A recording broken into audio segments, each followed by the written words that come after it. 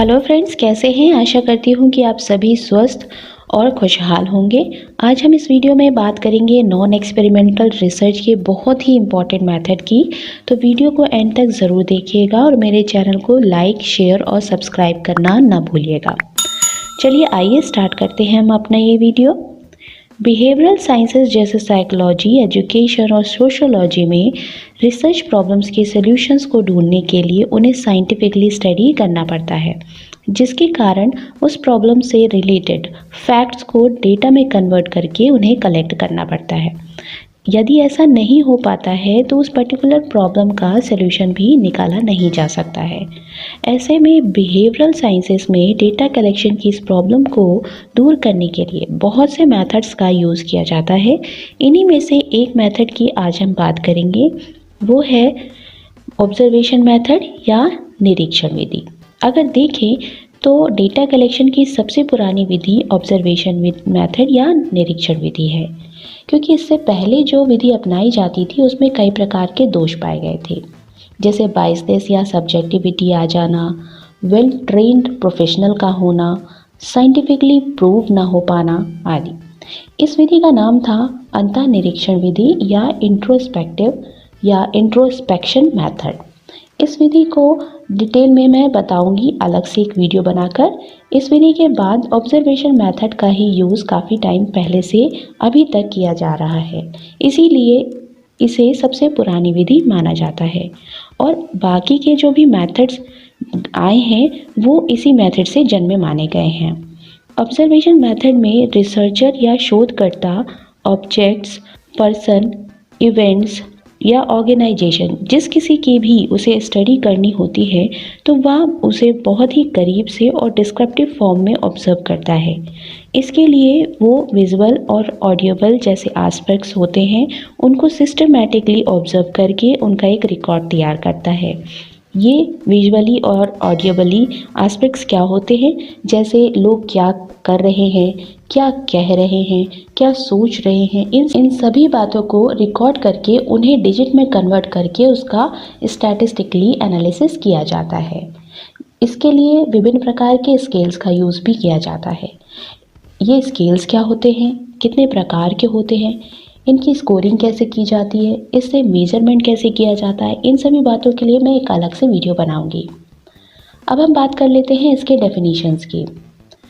According to P.V. Young in 1956, observation is a systematic and deliberate study through the eye of spontaneous occurrences at the time they occur.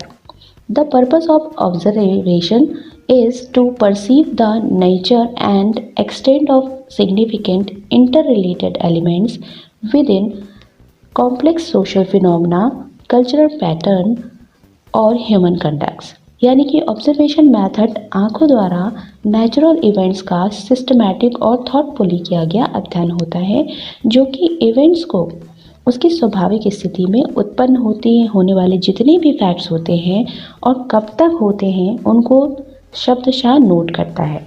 इस method का main purpose ये होता है कि जो भी complex social phenomena होते हैं और उससे रिलेटेड इंटर रिलेटेड जो फैक्ट्स होते हैं उनकी स्टडी करने के साथ साथ वह जो भी किसी भी सोसाइटी या कल्चर का अगर वो स्टडी करना चाह रहा है तो उसके कल्चर पैटर्न को और उसके कल्चर पैटर्न का ह्यूमन बिहेवियर पर क्या असर पड़ रहा है या कैसे वो इफ़ेक्ट हो रहे हैं, इसको विस्तार पूर्वक उसका ज्यों का त्यों शब्दशः विस्तार करना होता है या उसको डिस्क्राइब करना होता है ताकि उनके स्वरूपों को अच्छे से समझा जा सके। 1958 में C.A. मोजर ने भी इस ऑब्जर्वेशन मेथड को डिफाइन करते हुए ये बोला था कि निरीक्षण विधि को साइंटिफिक पूछताछ की सबसे श्रेष्ठ विधि कहा जा सकता है। इसमें कानों और बोली की अपेक्षा आँखों का अधिक प्रयोग किया जाता है। इन डेफिनेशंस पर अगर हम ध्यान दें तो ये बात बिल्कुल स्पष्ट हो जाती है कि रिसर्च मेथोडोलॉजी के अंतर्गत जो भी किया गया ऑब्जर्वेशन होता है वो नॉर्मल ऑब्जर्वेशन जो कि एक लेमैन करता है उससे बिल्कुल ही डिफ़र करता है, क्योंकि ऑब्जर्वेशन मेथड में रिसर्चर को ये पता होता है कि क्या, कब, किसे ऑब्जर्व करना है, किसे छोड़ना है। परंतु अगर एक नॉर्मल ऑब्जर्वेशन होता है उसमें लेमैन को ऐसा कुछ भी नहीं पता होता है। फॉर एग्ज़ाम्पल यदि किसी गार्डन में बच्चे खेल रहे हैं तो एक नॉर्मल जो पर्सन है वो किस तरह से ऑब्ज़र्व करेगा, वो ये ऑब्ज़र्व करेगा कि बच्चे वहाँ पे कुछ बच्चे हैं जो खेल रहे हैं, क्या खेल रहे हैं, हो सकता है फुटबॉल खेल रहे हैं, क्रिकेट खेल रहे हैं, खो खो खेल रहे हैं या और कोई भी जो गेम है वो खेल रहे हैं। इसके अलावा वो ज़्यादा से ज़्यादा ध्यान दे देगा उनके पेरेंट्स हैं या नहीं हैं, अगर हैं तो वो बात कर रहे हैं या नहीं कर रहे, इससे ज़्यादा और कोई वो चीज़ें पे ध्यान नहीं देगा। बल्कि ऑब्जर्वेशन मेथड के थ्रू अगर कोई रिसर्चर ऑब्जर्व करता है तो इन सब बातों को वो इंक्लूड पहले ही करता ही, इसके साथ साथ वो जिस भी बिहेवियर को वहाँ पे मेजर करना चाह रहा है उसको भी टारगेट करेगा। जैसे डोमिसाइल जो भी जितने भी फैक्टर्स हैं जैसे age, gender, socio economic status, parents education, ये सब को ध्यान में रखते हुए बच्चों के एटीट्यूड, उनके एग्रेशन लेवल, उनके बीच में होने वाले जो प्लेग्राउंड में कोऑपरेशन जो लेवल है, इन सभी चीज़ों को वो ध्यान देगा और उसको डिजिट में कन्वर्ट करके स्टैटिस्टिकली इंफॉर्मेशन बेस्ड पर एक कंक्लूजन निकालेगा। यहाँ पर एक बहुत ही इम्पॉर्टेंट बात ये है कि इस पूरे ऑब्जर्वेशन मेथड में ऑब्जर्वर जो होता है, जो रिसर्चर होता है, वो 4 प्रकार की सब प्रोसेस को ध्यान में रखकर ही पूरा ऑब्जर्वेशन करता है। ये सब प्रोसेसेस क्या है? वो ये हैं कि सिलेक्शन, स्टिमुलेशन, रिकॉर्डिंग और कोडिंग। यहाँ पर सिलेक्शन का तात्पर्य ये होता है कि किसी भी परिस्थिति में जब रिसर्चर केवल बिहेवियर को स्टडी करने जा रहा है तो वो सिर्फ और सिर्फ उन्हीं बिहेवियर को ऑब्जर्व करेगा जिसके लिए कि उसको स्टडी करनी है या जिस बिहेवियर से प्रॉब्लम जनरेट हो रही है। बाकी के जो बिहेवियर्स होंगे वो उस स्टडी के लिए इर्रेलेवेंट होंगे, अतः उसको वो छोड़ देगा। सेकेंड आता है स्टिमुलेशन। इसका अर्थ होता है उत्तेजन। इससे ये तात्पर्य हुआ कि रिसर्चर जब ऑब्जर्व करता है उस समय अगर बहुत टाइम हो जाने के बाद कहीं भी टारगेटेड बिहेवियर निकल के नहीं आता है तो रिसर्चर वहाँ पे माइनर सा मैनिपुलेशन करता है जिससे कि टारगेटेड जो बिहेवियर है वो बाहर निकल के आता है और ऑब्जर्वेशन उसका किया जा सकता है। जैसे मान लेते हैं कि अगर प्लेग्राउंड में बच्चे खेल रहे हैं या उनका खेल रहे हैं तो उनका एग्रेशन लेवल क्या है या उनके कोऑपरेशन लेवल क्या है, वो कितने कोऑपरेटिव है, कितने ऑनेस्ट है अपने रूल्स एंड रेगुलेशंस में। तो ये सब चेक करने के लिए उसे माइनर सा मैनिपुलेशन करना होगा। वो ये माइनर मैनिपुलेशन इतना कम होगा कि किसी को पता भी नहीं चलेगा और ये टारगेटेड बिहेवियर को बाहर निकाल के रख देगा, इसीलिए इसको स्टिमुलेशन भी कहते हैं। थर्ड प्रोसेस आती है रिकॉर्डिंग की।